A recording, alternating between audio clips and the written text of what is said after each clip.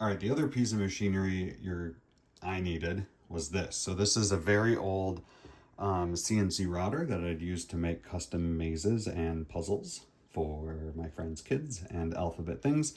And I've written over 1,000 lines of code to try and get this to do what I need it to do.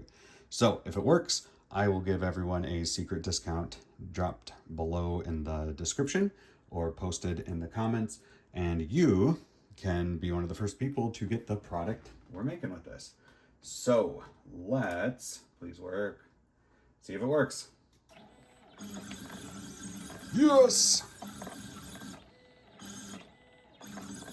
Go, go, go, go. I'm so excited. Oh, this has been weeks. Literally weeks. Yes! Go!